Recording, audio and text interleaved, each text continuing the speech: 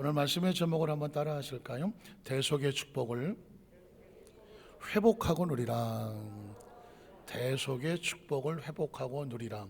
첫 번째 질문, 대속이 무슨 뜻일까요? 뭐라고? 기독교 신앙의 교리 가운데 우리가 정말 중요한 단어가 바로 대속이라는 뜻이거든요.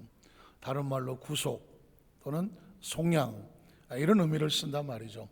그래서 우리 성가대도 성도님들도 대속이 무슨 뜻이냐 그랬더니 대답을 막 하신단 말이죠. 다 맞는 말이겠죠. 제가 잘 안 들려서. 그럼에도 불구하고 대속이 무슨 뜻이냐고 물었을 때 정확한 정의 내리기가, 뜻은 알지만 표현을 하기가 쉽지 않은 것도 또한 대속이란 단어입니다. 글자 자체도 어려워 보이지 않습니까? 대속, 구속, 속량, 다 같은 의미 같은데도 불구하고 왜 또 다른 의미를 쓸까 하는 퀘션도 생긴단 말이죠.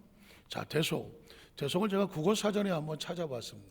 국어사전에는 대속을 뭐라고 말할까 그랬더니 일단 죄인, 그리고 노예. 죄인이라는 죄로 인해 갇혀진 존재죠. 노예는 뭘까요? 물질이 됐든 신분이 됐든 자유를 잃은 상태를 노예라고 말하겠죠. 그러니까 죄인이나 노예같이 갇혀지거나 자유를 잃었던 어떤 존재가 누군가 그의 모든 빛이 됐던 물질이 됐던 상황이 됐던 신분이 됐던 이거를 대속해 주는, 탕감해 주는 것입니다. 이걸 대신 갚아줌으로 인하여 더 이상 죄인이 감옥에 있지 아니하고 더 이상 노예의 신분이 아닌 자유인이 되어지는, 이걸 뭐라고 말한다? 대속이라고 말하는 것이죠. 그러니까 갇혀지고 자유를 잃은 존재가 누군가 그 죗값을, 그 물질을 대신 갚아줌으로 인하여 자유를 찾게 해주는 것, 이걸 뭐라고 말한다? 대속이라고 말하는 것이죠. 구속은 그래서 그것이 그 속에서 나와서 구해지는 사건이기 때문에 구속이라고 말하고, 재밌는 것은 속량이라는 단어입니다. 속량이라는 단어는 알듯 말듯 하죠. 같은 의미이기도 한데, 그래서 제가 속량을 찾아봤더니 아마도 이게 라틴어가, 그러니까 헬라어가 라틴어로, 라틴어가 영어로, 영어가 중국어로, 중국어가 한국말로 번역하는 과정 속에서 아마도 우리나라 상황에 번역된 단어가 속량인 것 같아요. 속량이라는 뜻은 바로 예전에 우리가 노비가 있었지 않습니까? 노비가 신분을 벗어날 길이 없는데 누군가 그 노비 문서를 대신 사주는 겁니다. 노비 문서를 사서 노비 문서를 찢어버리면 이 사람은 더 이상 노비가 아닌 거죠. 그래서 노비가 아니면 평범한 양민이라고 그러죠. 예전에 양민이라고 말을 썼는데 평범한 양민이 되는 상황, 이걸 뭐라고 말한다? 속량. 이건 바로 노비가 누군가 대신 몸값을 치루어서 노비 문서를 찢어내고 뭐가 됐다? 양민이 됐다. 그래서 뭐라고 부른다? 속양이라고 말하는 것입니다. 그러니까 기독교 교리 가운데 이 십자가의 의미는 바로 대속과 구속과 속량의 의미를 가지고 있는 거죠. 예수를 믿는다고 하면서 대속과 구속과 속량의 의미를 모르면 실질적인 구원의 은총을 잘 설명을 못하는 것입니다. 요한복음 3장 16절을 기억하시죠? 하나님이, 별로 관심이 없으십니까? 하나님이 세상을 이처럼이라고 했는데 이처럼이라는 게 구체적인 게 아직 안 보이죠. 이처럼 사랑하사 독생자를 주셨다는 거죠. 독생자를 주심으로 말미암아 저를 믿는 자마다 뭐하지 않고 멸망하지 않고 무엇을 얻는다? 영생을 얻는다는 것이죠. 그러니까 멸망하지 않고 영생을 얻는다는 얘기는 마치 죄인과 같고 노예와 같아서 멸망할 수밖에 없는 상황입니다. 멸망할 수밖에 없는 상황인데 예수 그리스도로 말미암아 무슨 일이 벌어졌길래 대속이 있고 구속이 있고 속량이 있었기 때문에 그 안에 들어오는 자마다, 믿는 자마다 멸망하지 않고 죄인으로, 노예로, 노비로 무너지지 않고 영원한 생명을 다시 찾게 하려고 하심이라. 이게 뭐다? 하나님의 사랑이라는 것입니다. 자, 그렇다고 하면 이 대속이라고 하는 것은 과연 어디서부터 출발한 걸까요? 우리 먼저 구약 성경 속에 있는 대속의 모습을 한번 찾아보겠습니다. 자, 창세기 장 15절 17절에 보면 에덴 동산이면 창세기 처음 출발이거든요. 여기서 대속이 발견하게 됩니다.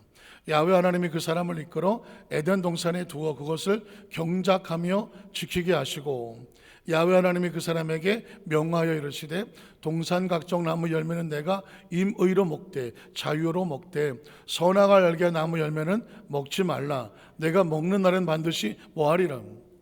죽으리라. 죽음이 뭘까요? 죽음에 대한 정의를 내려보십시오. 죽음이 뭘까요? 죽음이란 육체와 영혼이 분리되는 것입니다. 영혼이 떠났다. 육체는 잠들었다. 좋은 곳으로 가셨다. 별세, 세상을 작별했다. 죽음이거든요. 죽음이란 뭐냐? 영혼과 육체가 분리되고 단절되는 것을 죽음이라고 말합니다. 하나님께서 아담과 하와에게 죽음이라고 말했다면 그건 뭐냐? 하나님과의 단절입니다.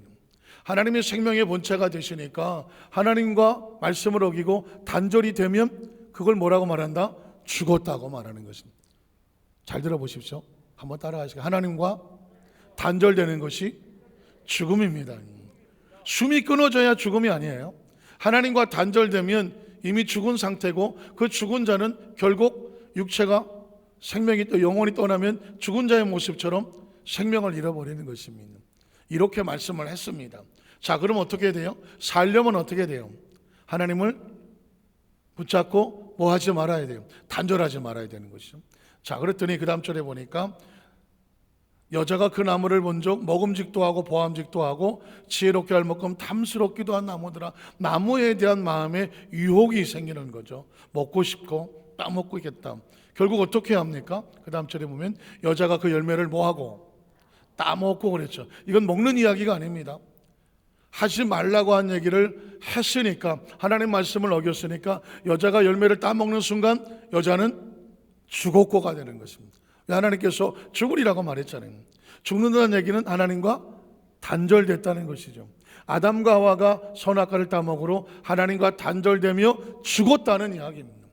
그런데 자기가 죽은 줄 모르고 자기와 함께 있는 남편에게도 주매 그도 먹은지라 그도 죽었다는 얘기죠. 아담과 하와는 여기서 죽는 겁니다. 왜? 하나님과 관계가 무너졌기 때문이죠. 그럼 이제 아담과 하와는 사라져야 됩니다. 그런데 그 다음 절에 보면 놀라운 일이 벌어지죠. 하나님 아담에게 이르시되 내가 네 아내의 말을 듣고 내가 내게 먹지 말라 한 나무 열매를 먹었다. 말씀을 어기고 나를 떠났은즉 어떻게 됩니까? 땅은 너로 말미암아 저주를 받고 너는 내 평생에 수고하여 그 소산을 겨우 먹을 수 있다. 그리고 다음 절에 보면 땅이 내게 가시덤불과 엉겅퀴를 낼 것이라. 내가 먹을 것은 밭에 채소인즉 그리고 내가 흙으로 돌아갈 때까지. 육신이 흙으로부터 왔으니까 흙으로 돌아간다는 얘기는 다른 말로 말하면 죽을 때까지 얼굴에 땀을 흘려서 고생을 죽도록 해야 먹을 것을 거의 먹게 될 것이다. 그것은 네가 흙에서 취함을 얻었기 때문이다. 그리고 사망이 선고됩니다. 너는 흙이니 어디로 돌아가라? 흙으로 돌아가라는 것입니다. 이제 사망이 선고됐습니다. 그런데 아담과 하와는 여전히 살아 있습니다. 21절에 보면 이 사건이 있기 때문이죠. 야훼 하나님이 아담과 그의 아내를 뭐해서?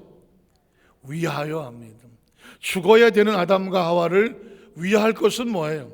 그를 살려놓기 위하여 뭘 합니까? 가죽옷을 지어서 입히시더라고 말했습니다. 소위 말하는 양의 가죽을 그 옷으로 디자인을 해서 옷을 입혔다는 이야기입니다. 여기서는 드러내지 않지만 가죽을 얻으려면 그 양을 어떻게 해야 됩니까? 죽여야 되는 것이죠.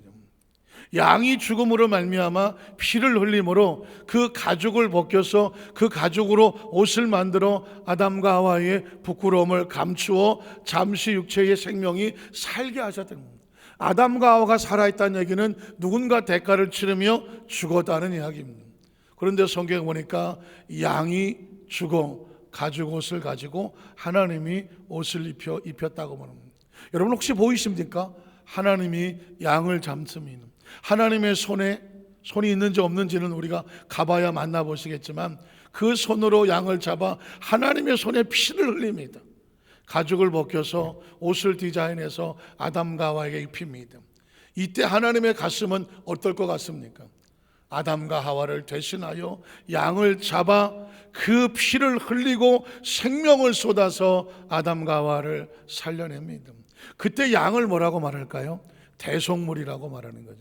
구속물이라고 말하고 속량의 물이라고 말하는 것입니다.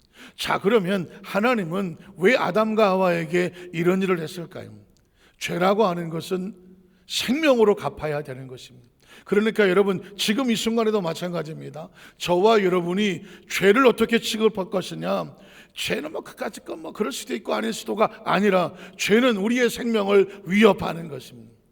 죄는 우리의 생명을 요구하는 것입니다. 그래서 하나님께서 그 생명을, 죄를 지은 대로 족족 생명을 죽이면 이 땅에 남아있을 생명이 어디 있습니까? 그래서 하나님께서는 너희가 죄를 항상 조심해라. 죄는 피를 가져와야 된다. 피의 제물을 드려야 된다. 그게 생명이다. 그래서 양의 생명을 대신하여 피를 쏟게 하는 것입니다. 그런데 이 상황이 아담과 하와로 끝나지 않습니다. 성경에 보면 이스라엘 백성이 애굽에서 나올 때, 애굽에서 나오는 걸 뭐라고 말하죠? 출애굽이라고 말합니다. 엑소더스라고 말하는 타주라는 겁니다.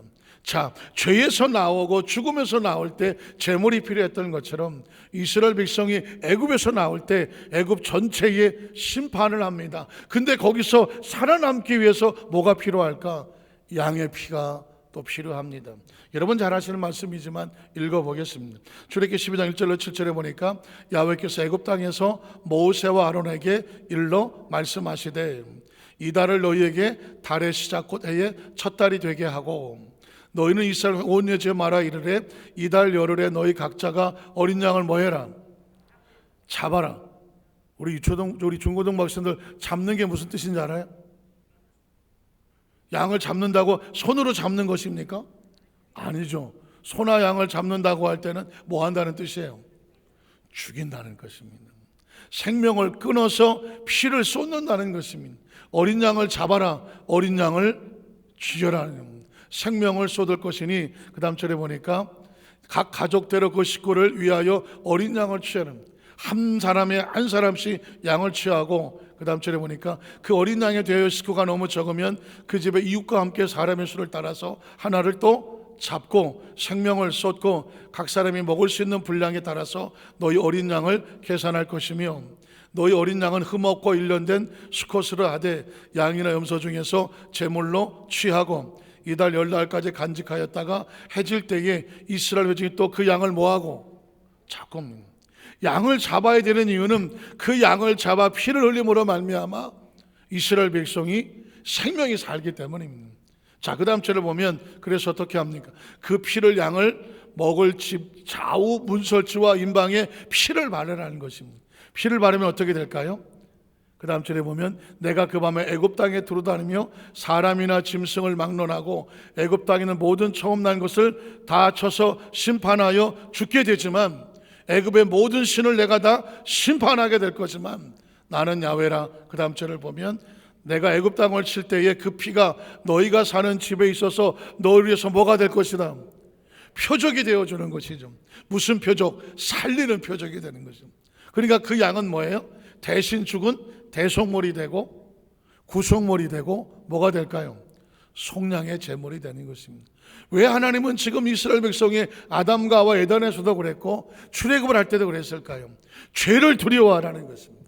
한번 따라해. 죄를 두려워해라. 죄를 두려워할 줄 알아야 됩니다. 인간의 생명이 소중하면요, 죄를 두려워할 줄 알아야 됩니다. 성경은 사실 우리에게 그 이야기를 하는 겁니다. 너희가 범죄한 적 죽으리라. 그렇기 때문에 죄를 두려워하라. 죄는 우리에게 항상 피의 대가를 요구한다. 그래서 이스라엘 백성들에게 그 죄를 지을 때마다 죄가 얼마나 두려운지를 시청각으로 가르쳐주고 있습니다. 이스라엘 백성이 이제 광야를 지나갈 때도 마찬가지입니다. 우리가 죄를 지었으니 어떻게 합니까? 할 때 피의 제사를 눈앞에 드리게 합니다.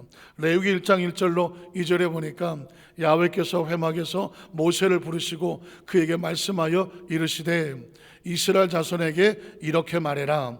그 다음 절에 보면 너희 중에 누구든지 야훼께 속죄의 예물을 드리려거든 가축 중에서 소나 양으로 예물을 드려라. 그 예물이 소의 번제이면 흠없는 수컷으로 회막은 성막입니다. 성막문에서 야훼 앞에 기쁘게 받으시도록 들을지니라. 그는 번제 머리에 물에 머리 안수할지. 혹시 기억하십니까? 아사셀이라고 제가 그 전에 설교할 때 했는데, 그 죄인의 죄를 대신해서 번제물 머리에 손을 얹고, 죄인의 머리에 손을 얹고, 그를 위해서 안수하여 기도함으로 말미암아 이 죄인의 죄가 그 짐승에게 대가가 전이가 돼서 대속물로 제물로 드려지는 것. 그 양을 뭐라고 불렀어요? 아사셀. 제가 혹시라도 잊어버리지 말라고 한번 따라 하실까요? 아사루비아. 이러면 좀 안 잊어버릴까 싶어서 그랬는데, 아니, 아사셀은 잊어버리고 아세로비아만 기억나갔거든요. 나를 대신하여, 죄인을 대신하여 그 제물로 드려지고 버려지는 양이 뭐다? 아사르비아라고 아사셀이라고 합니다. 그래서 그 머리에 안수하고 그를 위하여 기쁘게 받으심이 되며, 그를 위해서 뭐가 된다? 속죄가 뭐예요? 대속이고 구속이고 속량이라는 것입니다. 자, 그러니까 이 구약 성경서에 흐르고 있는 대속, 구속, 속량이라는 것은 철저하게 우리를 죽이려고 하는 것이 아니라 뭐 하려고 하는 거예요? 죄에서 나와서 살리려고 하는 겁니다. 자, 히브리서 9장 18절에 보면 그래서 이런 말을 합니다. 이러므로 첫 언약도, 이 십계명에서 나오는 구원의 언약도 피 없이 세운 것이 아니니, 모세가 율법대로 십계명입니다. 모든 계명을 온 백성에게 말한 후에 송아지와 염소의 피 및 물과 붉은 양털과 우슬초를 취하여 그 두루마리 온 백성에게 뿌리며 죄를 속죄하려니까 피를 뿌렸다는 것입니다. 이르되 너희는 하나님이 너에게 명하신 언약의 피라고, 피를 뿌리면 사하여 준다고 말했습니다. 언약의 피라고 말했습니다. 그래서 또한 이와 같이 피를 장막과 섬기는 일에 쓰는 모든 그릇에 뿌렸느니라. 율법을 따라서 거의 모든 물건이 피로서 어떻게 된다? 정결하게 되느니, 기억하십니까? 한번 따라 하시고, 피 흘림이 없은즉 사함이 없느니라. 그러니까 죄는 생명을 요구하는데, 생명이 사함을 받으려면 반드시 무슨 대가를 치른다? 피의 대가를 치른다는 것입니다.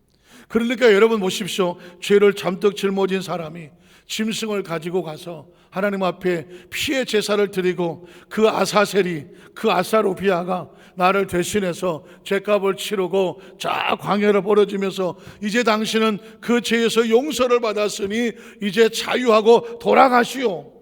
그때 나오는 그 감정은 얼마나 감동이겠습니까? 죄에서 사함을 받고 나온다는 사건은 엄청난 사건입니다. 여러분 혹시 나는 죄 때문에 고민해 본 적이 있다. 제가 2부 예배 때, 아이고 우리 앞에서 한 손 들으셨네. 2부 때 보니까 한 사람도 없어. 그저 우리 여의도 순복음교회 성도들은 죄를 이때까지 한 번도 짓지 않았거든요.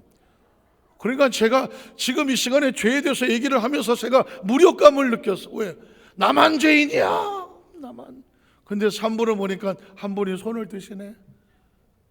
여러분 어떠십니까? 인간은 존재적으로 죄를 지으면 양심의 가책으로 고통스러워 견딜 수 없으며, 영혼이 살아있는 사람이 어쩌다 죄를 지으면 그 영혼을 고통스럽게 하는데 뭘로 죄에서 나옵니까? 저는요, 제가 그 전에 정말 영적으로 맑고 깨끗하여 믿음으로 살려고 몸부림을 쳤던 그 어떤 시기에 제가 어떤 덜커덕 죄의 고통을 받은 적이 있었어요.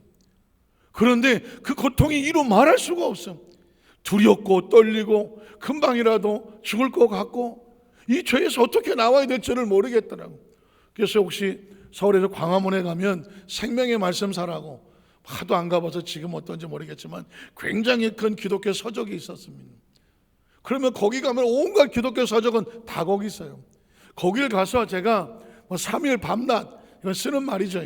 나 밤에는 영업을 안 할 테니까 어쨌든 제가 일주일 내내 거길 아침부터 저녁까지 가서 그 안에 있는 죄의 해결에 대한 책을 다 찾아봤어. 얼마나 두려웠으면, 얼마나 마음이 이 죄로부터 사함 받은 갈망이 그냥 너무너무 정말 심했으면 죄라고 쓴 책은 다 갖다 놨어. 그리고 책을 다 읽어봤어. 그리고 급기야 마음속에 떠오르는 거 뭐냐? 비로소 대속을 알았어. 비로소 속량을 알았어. 비로소 구속을 알았어. 왜 십자가의 그 은혜와 은총으로 말미암아 우리가 구원을 얻는지, 예수의 피부림을 향하여 너희가 죄사함을 얻느니라. 그때 그 죄의 은총을, 구속의 은총을 얻고 그 생명의 말씀자를 나오는데 하늘이 달라 보이더라고. 하늘은. 예수님을 구주로 믿으시면 아멘 하시기 바랍니다. 예수를 믿고 구원받은 성도들에게 가장 중요한 건 뭐냐? 자유함이야. 죄에서 자유하고, 저주에서 자유하고, 절망에서 자유하고, 예수를 믿음으로 말미암아 저와 여러분의 마음속에 갇혀있지 아니하고 자유하고 회복해 하시는 주님의 은혜와 은총이 함께 하시기를 주님의 이름으로 축원합니다. 제가 그전에 교구장을 할 때에, 여의도에서 교구장을 할 때에, 교구장을 하다 보니까 뭐 서대문도 가고 강서도 가고, 저는 그전에 의정부도 가고 막 그랬었는데, 이게 새로운 지역에서 하다 보면은 이 지역에 익숙하지 않다 보면 딱지를 끊을 때가 많아요. 신방을 가다 보면 시간이 막 쫓기고 그러면은 노란불인데 서야 되는데 노란불을 지나갈 때가 있네. 다행히 딱지를 안 끊기도 하지만 철커덕 빨간불로 바뀌면 또 딱지를 끊기고, 주차할 데가 없어갖고 막 여기다 놓고 올라갔다 신방하고 나면 딱지 붙여놓고, 이러다가 보니까 뭐 예전에는, 지금은 잘 모르겠지만 벌점이라는 게 있어요. 그리고 고지서가 날라와. 당신은 뭐 속도가 어쩌고 신호가 어쩌고 주차가 어쩌고 이래갖고 딱지가 날라오고 벌점이 날라오고 그다음에 벌금을 내야 돼요. 어느덧 제가 보니까 이게 벌점이 꽉 찼어. 이번에 딱지 범칙금을 내면 15일인가 면허가 정지야. 운전을 할 수가 없는 거예요. 아니, 교구장인데 제가 집이 고양시였는데 여의도까지 가야 되는데 버스를 갈 수가 없어요. 뭐 종로 3가 돌아서, 아니 뭐 기차 뭐 전철을 타도 저 종로 3가 가서 다시 여의도, 이게 정신이 없는 상황인데 큰일 났어요. 너무 마음이 무겁고, 어떡하지? 그래서 그냥 고양시는 파출소에 범칙금 딱지를 들고, 이거 면허가 15일이구나. 범칙금을 가지고 파출소 문을 열고 들어갔습니다. 경찰서 문 들어가서 기분 좋은 사람 누가 있습니까? 그것도 범칙금 들고 딱지 들고 면허 정지 예상하고, 그리고 갔습니다. 어떻게 오셨습니까? 꼭 고지서가 나와서 범칙금 내려왔습니다. 그랬더니 한번 봅시다. 그랬더니 뭐라고 말하냐면, 얼마 내시오? 이럴 줄 알았어.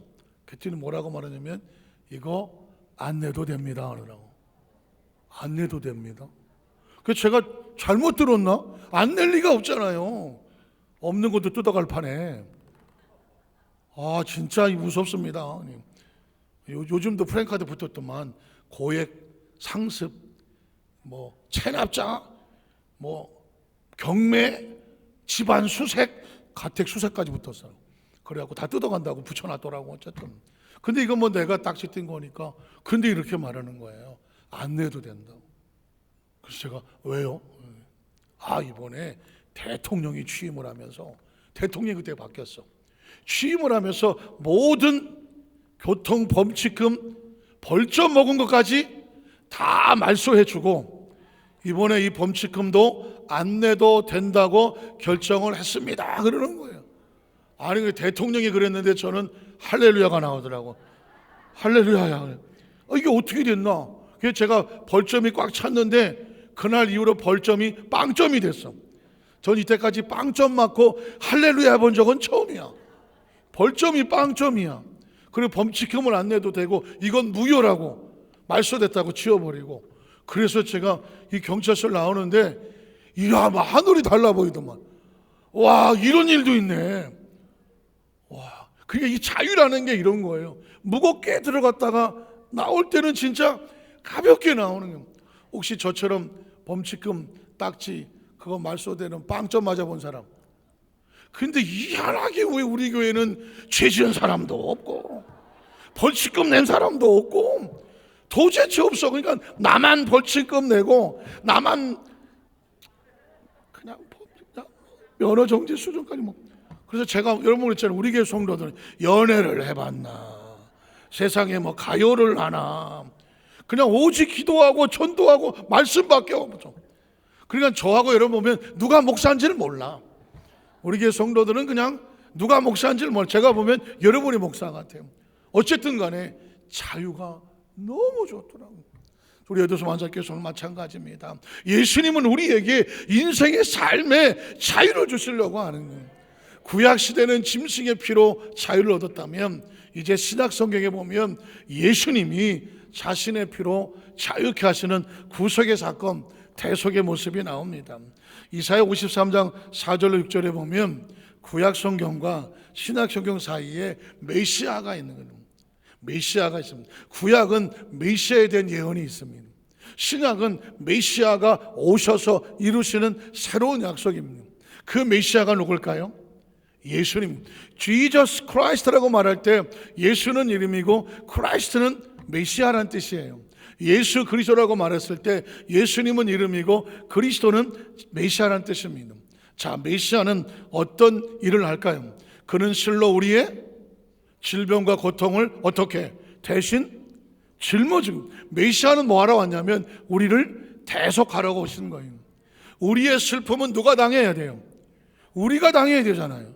근데 그 슬픔을 대신 그가 당하였거늘, 우리는 생각하기는 그가 대신 당한 줄을 모르고 그는 징벌을 받아 하나님께 맞으며 고난을 당한다고 오해하고 착각했습니다.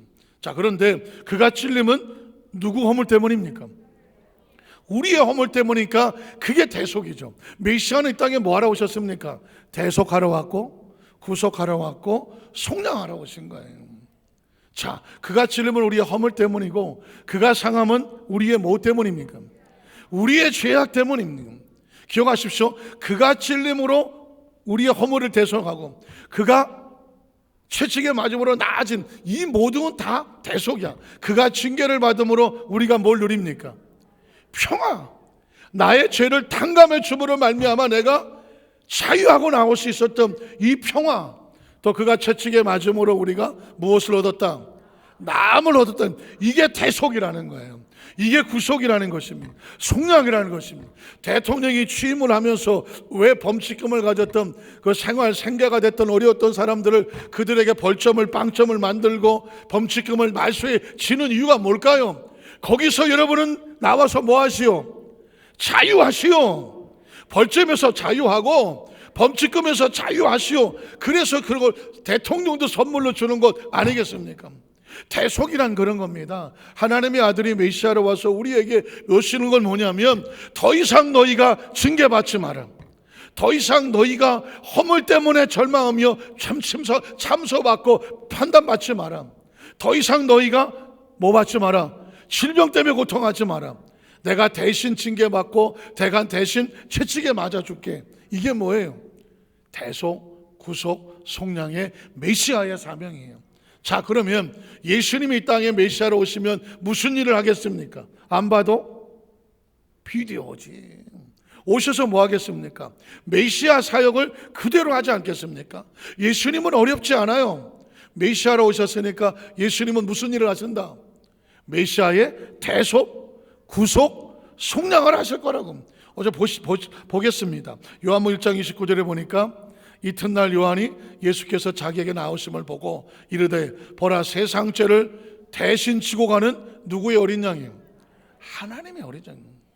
요한은 구약의 마지막 선지자입니다. 예수님은 새로운 메시아의 완성을 이루어 오셨습니다. 구약의 마지막 선지자 요한이 보니까, 예수님을 보니까 그의 영안이 열리면서 인류의 죄를 대신 지고 가는 하나님의 어린 양이 보이는 거죠. 그러니까 구약 시대는 짐승을 잡아드려야 되지만 예수 그리스도 위에는 누구의 이름으로? 예수의 이름으로. 그가 누군데? 우리의 대속의 제물이 되어 주시기 때문에, 메시아이기 때문에 그런 거예요. 자, 그 다음 절에 보면 또 이튿날 요한이 자기 제자 중 두 사람과 함께 섰다가 예수께서 걸어가심을 보고 말하되 보라, 누구의 어린 양입니까? 하나님의 어린. 이 이야기는 뭐냐? 이제 다시 소잡을 필요 없다. 이제 다시 양 잡을 필요 없다. 다시 짐승의 필요가 없다. 누구의 피면 된다? 예수의 피면 된다. 이게 예수 그리스도의 대속의 피입니다. 자, 마태복음 1장 21절 22절에 보면 예수님의 이름이 왜 예수이어야 될까요? 메시아이기 때문에 그런 거죠. 아들을 낳으는 이름을 뭐라고 해라? 예수라고 해라. 예수의 뜻이 뭐예요? 이는 그가 자기 백성을 그들의 죄에서 어떻게 구원하는 거죠. 건져내는 것입니다. 여러분 성경 속에 예전에 여호와, 야훼라는 뜻이 뭐냐면 건져내는 구원의 하나님이라는 뜻입니다. 그러니까 야훼의 뜻과 예수의 이름은 같은 뜻인 거예요. 그러니까 야훼 하나님과 예수님은 하나님의 아들과 같은 의미인 것이죠. 믿으십니까? 그래서 예수가 왜 구원자냐? 죄에서 구원하시는 메시아이기 때문에 그렇습니다. 그것의 이유가 그 다음 절에 보면 이유가 있어요. 이 모든 일이 된 것은 주께서 선지자 하면 무슨 약? 구약입니다. 선지자 율법은 구약입니다. 올드 테스타멘트라고 하는 구약이죠. 구약에 이르되 예언된 것을 신약의 예수님이 뭐 하려고? 이루려. 성경 속에 아주 중요한 단어 중에 하나가 뭐냐? 이루려. 한번 따라서 이루려. 이루려. 이루려. 도대체 예수님이 오셔서 뭐 했느냐? 구약의 예언을 이루려죠. 완성을 다른 말로 이루려 하심이라는 것입니다. 그래서 하나님의 약속의 말씀은 반드시 예수의 이름으로 어떻게 된다? 이루어진다는 겁니다. 그걸 믿는 걸 뭐라고 말해? 크리스찬이라고 말하고 믿음이라고 말하고 신앙. 우리는 무엇을 믿습니까? 하나님이 약속한 것을, 예수님이 이루신 것을 믿습니다. 그래야 그 약속이 우리 것이 되지 않습니까? 그 다음 절을 보면 또 저물매 사람들이 귀신 들린 자를 많이 데리고 예수께 옵니다. 예수께서 말씀대로 귀신들을 쫓아내시고 병든 자들을 어떻게 다 고치십니다. 이유가 뭘까요? 메시아의 사역이 저가 채찍에 맞음으로 너희가 나음으로든, 메시아는 대신 채찍에 맞음으로 병을 낫게 하는 거거든요. 예수님이 가시는 것보다 병을 낫게 하실 수 밖에 없는 거예요. 왜 예수님께서 이런 일을 하실까? 아주 정확한 약속에 의해서 움직이는 겁니다. 그렇게 고치시니 이유가 뭡니까? 이는 또다시 선지자 이사야, 무슨 성경? 구약 성경. 아까 읽었던 이사야 53장을 통해 하신 말씀에 우리 연약한 것 치니 뭐하고? 보십시오. 우리의 연약한 건데 그분이 담당해. 이걸 뭐라고 말해? 대속, 구속, 속량이라고 말하고, 또 우리의 병을, 우리가 짊어질 병을 누가 짊어지셨도다? 예수가 짊어지셨도다. 구속이요, 대속이요, 속량인 거예요. 이걸 뭐 하려? 이루렵니다. 성경을 찾아보면요, 너무너무 기가 막히고 정확한 원리의 약속에 따라 이루어지는 것입니다. 자, 그 다음 절에 보면 또 고린도서 8장 9절에 보면 우리 주 예수 그리스도의 은혜를 너희가 알거니와 하나님의 아들이 모자란 것이 있겠습니까? 없겠습니까? 그는 부요하시다. 머리속에 두십시오. 한번 따라. 예수 그리스도는, 하나님의 아들은 부족함이 없는 부요하심입니다. 믿으십니까? 우리가 믿는 예수 그리스도는 부요의 상징입니다. 부요의 원천입니다.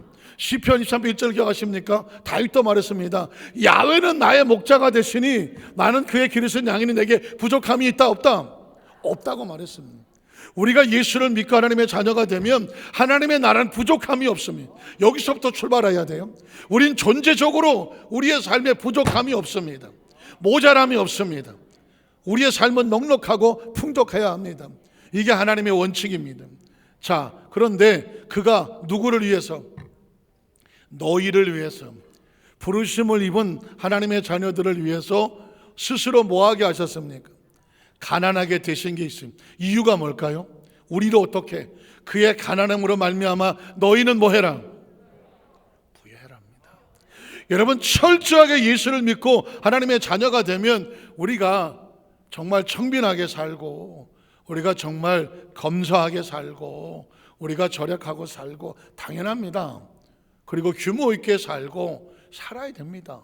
그러나 성경은 말합니다. 존재적으로 하나님은 자기 백성을 너는 아주 그냥 모자라게 살아라, 아주 지질이 그냥 가난하게 살아라, 너는 그냥 어디서 다니면서 얻어먹고 살아라, 어디 가서 빌어서 동냥하고 살아라. 하나님의 인식은 절대 그런 게 없습니다. 제가 나중에 성경을 아주 그냥 뒤집어가면서 여러분에게 하나님의 심령의 속을 뒤집어 보이고 싶어 있는데, 하나님은 자기 백성을 철저하게 부유하게 만들어 놓았습니다. 부유를 약속해 놓았습니다.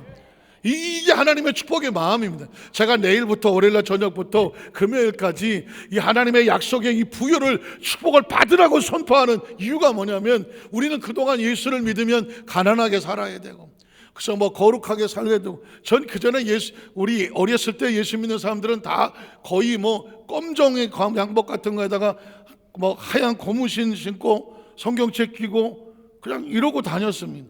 야, 저렇게 하는 것이 예수 믿는 건가 보다, 그런 줄 알았습니다.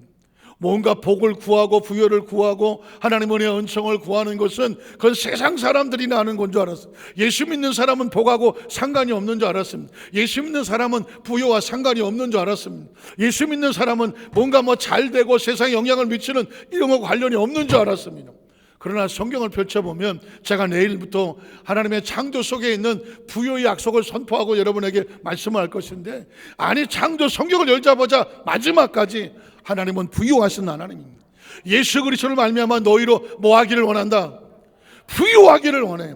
우리 여의도 수완산교회 모든 제 지난 금요일에 강단에 올라와서 그랬습니다. 우리 성도 여의도 수완산교회 모든 성도들은 예수님 안에서 다시 부유해질지어다, 다시 풍성해질지어다, 다시 새로워질지어다, 새로운 은혜를 주실지어다, 하나님의 주시는 그 리더의 축복이 임하게 될지어다, 아이디어의 축복이 임하게 될지어다, 새로운 생명의 축복이 임하게 될지어다.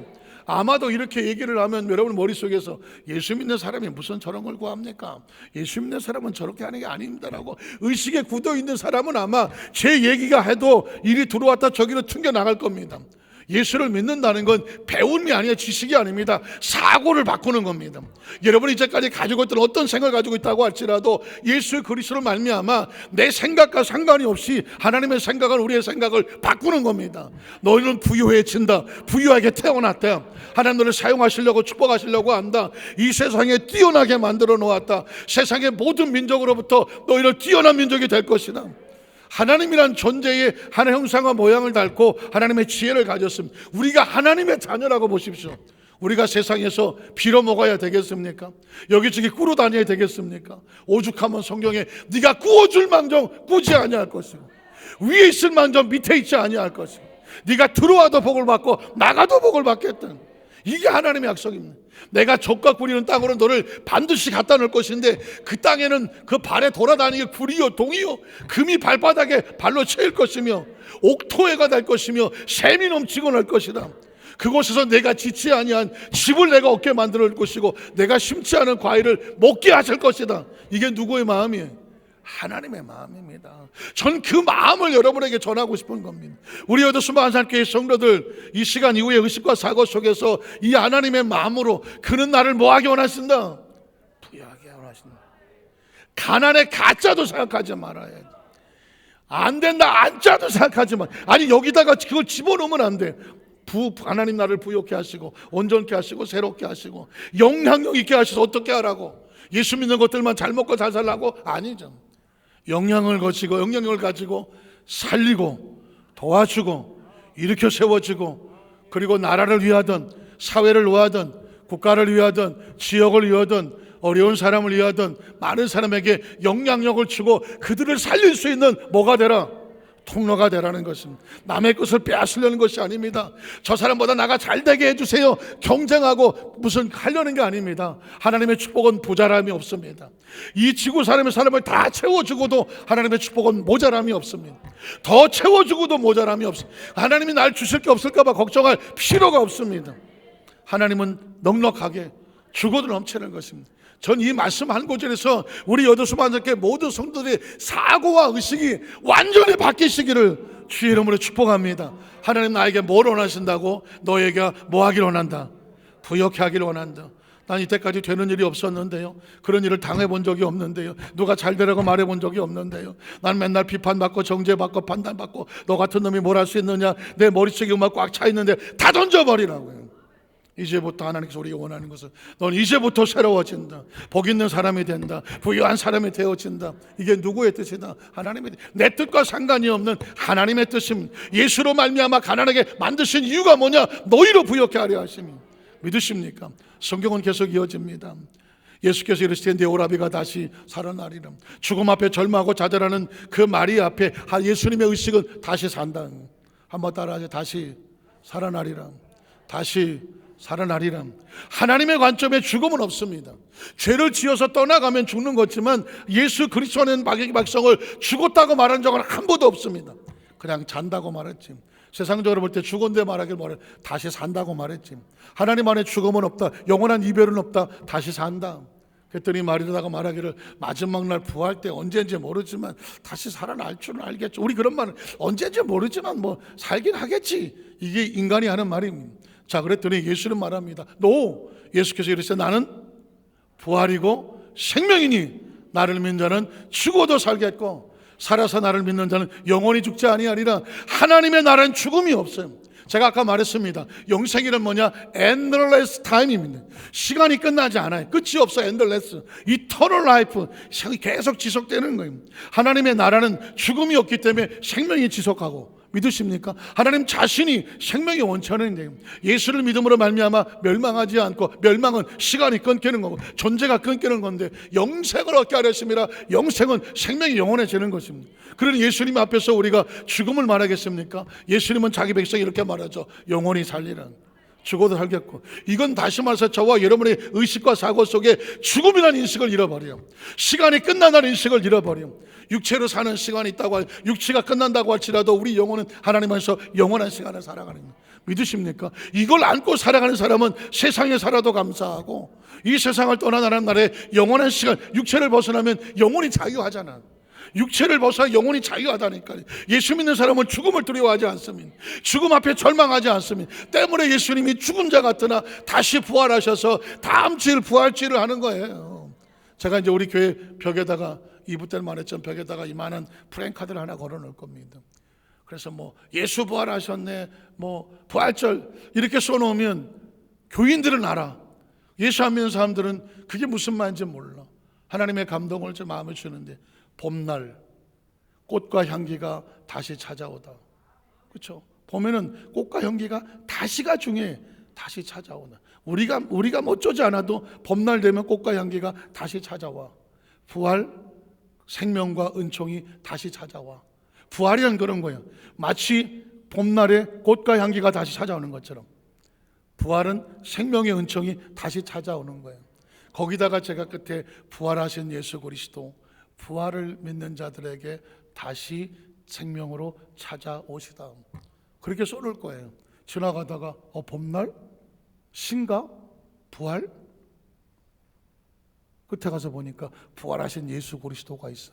안 믿는 사람이 지나가다가 부활하신 예수 그리스도를 한 번이라도 스치고 지나가면 그 어떤 영혼에게는 그 소리가 그 사람의 영혼을 다시 봄날처럼 살리는 역사가 나타날 것을 원합니다. 여러분, 그 프랭카드 걸리거든 보시면서 저 프랭카드를 보고 혹시라도 다시 회복될 영혼이 하나님께로 돌아오는 역사가 있게 하여 주시옵소서 기도 한 줄만 해주시면 돼요. 부활은 그런 거예요. 자, 또 그 다음 절을 보겠습니다. 예수께서 이르시되 내가 진실로 이전을 여기는, 성찬 때마다 제가 이 본문을 읽어요. 도대체 목사님이 이 본문을 읽는 이유가 뭘까? 제가 여러분에게 본문을 좀 소개를 합니다. 진실로 너에게는 이르노니 인자의 살을 먹지 아니하고 인자의 피를 마시지 않으면 너희 속에 생명이 없느니라. 먹고 마신다? 무슨 뜻입니까? 음식이 두름 내 속에서 나와 하나가 되는 거죠.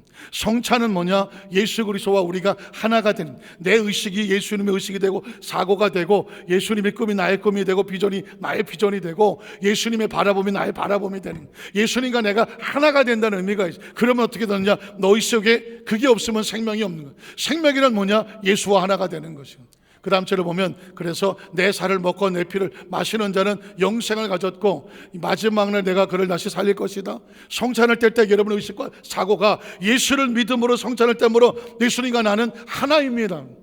생명 안에서 영원합니다. 이걸 고백하고 기념하는 것이 바로 성찬이거든요. 내 살은 참된 양식이요 내 피는 참된 음료이다. 먹고 마시는 이야기가 아니라 예수는 내 안에 들어와서 살이 되고 내 피가 되고 내 생명이 된다는 거죠. 내 살을 먹고 내 피를 마시는 내 안에 거하고 나도 그 안에 거한다. 하나라는 뜻이죠. 사례에서 아버지께 나를 보내심에 예수는 하나님의 생명으로 살고 내가 아버지로 말마 사는 것처럼 나를 먹는 자, 이 성찬에 임하는 사람은 누구로 말미암아 산다? 예수 그리스도의 생명으로 말미암아 사는 것이다. 이건 하늘에서 내려온 떡이니 조상들이 먹고도 죽은 그와 같이, 조상들이 먹고 죽은 그게 뭐예요? 만나와 메추라의 같지가 않아. 이건 눈에 보이는 땅이 아니야. 이 성찬을 뗄 때 예수가 들어와서 내 안에 나와 함께 사는 것이니 이 성찬을 떼는 자는 어떻게 살리라? 영원히 산다는 거예요. 영원히 산다. 그래서 그 예수 그리스도는 영원히 산다고 하는 우리의 영원한 약속이 되어 주신다는 거예요. 자, 11절 9절 11절로 이하를 읽고 말씀을 마칩니다. 그리스도께서는 장래 좋은 일에 대제사장으로 오사 손으로 짓지 아니한, 손으로 짓지 않은 것은 3차원을 벗어난 4차원의 영적 세계를 말하죠. 이 창조에 속하지 아니한, 창조는 시간과 공간인데 창조 속하지 아니한 것이니까 하나님의 나라에 더 크고 온전한 장막으로 말미암아 염소와 송아지의 피로, 구약의 염소와 송아지로 피로 하지 아니하고 오직 누구의 피로? 그리스도의 피로 한 번, 두 번이 아니라 다시는 필요 없는 무슨 속죄? 영원한 속죄예요. 예수님을 구주로 믿으시면 아멘 하시고, 예수를 구주로 믿은 자에게 다시 속죄가 필요 없어. 다시 염소 송아리 잡을 필요 없어. 예수의 피는 한 번에 단번에 이루셔서 우리를 한 번에 성소에 들어가시고 들어가게 하시는 거예요. 믿으십니까? 그래서 그 다음 절에 보면 염소와 항소와 피와 및 암송아지의 죄를 부정한 자에게 뿌려 그 육체를 정결하게 거룩하게, 짐승의 피도 한 번은 그 죄를 씻어서 거룩하게 하거든. 하물며 나오겠죠. 하물며 영원하신 성령으로 말미암아 흠없는 자기를 하나님께 드린 그리스도의 피는 몇 번을 드려야 될까요? 한 번에. 어찌 너희 양심을 죽은 행세에서 깨끗하게 하고 살아계신 하나님을 섬기게 하지 못하겠느냐? 아유, 나 같은 사람이 어떻게 알아. 우리가 다 죄인이고 다 양심도 잃어버리고 했다고 할지라도 그 피가 우리의 양심을 살리고, 예수의 피가 우리 양심을 새롭게 하고, 지나간 과거를 새롭게 하고, 우리의 의식을 새롭게 하고, 삶을 새롭게 해서 어떻게 이로 말미암아 그는 새 언약, 짐승의 피가 아닌 그리스도의 피로 구원받는 새 언약의 중보시니 이는 첫 언약 때, 이건 구약에 있었던 범한 죄에서 뭐 하려고? 속량, 더 이상 노예와 노비와 죄인이 아니고 나와서 누가 돼? 하나님의 자녀가 되게 하려고 뭐 했다? 죽으셨다. 다른 말로 하면 대속, 구속, 속량하셨으니, 그렇죠? 부르심을 입은 자는 그리스도로 하여금, 그리스도인으로 하여금 영원한 기업에 뭘 얻게 하려 하십니다. 이건 약속이야. 이건 약속입니다. 기분 좋으면 해가고 기분 나쁘면 안 하는 게 아니라 하나님의 말씀은 뭐다? 약속이라는 것입니다. 오늘 간절히 바라기는 우리 여도수 한사교회 모든 성도들이 이 말씀의 대속과 구속과 속량의 은혜가 내 가슴속에 차고 넘쳐서 알았잖아요. 그러면 그렇게 살아야 돼요. 누리며 살아야 돼요. 그리고 그 은혜가 너무 감사하여 내가 하나님 앞에 은혜를 갚고 살기를 원합니다. 이런 사람이 헌신을 하고 사명자가 되고 일꾼이 되는 거예요. 거기까지 나아갈 수 있으면 신앙은 완성되는 것입니다. 우리 여도수 한사교회 모든 성도들이 그 축복의 주인공이 되시기를 주님의 이름으로 축원합니다. 우리 한번 두 손 한번 가슴에 얹겠습니다.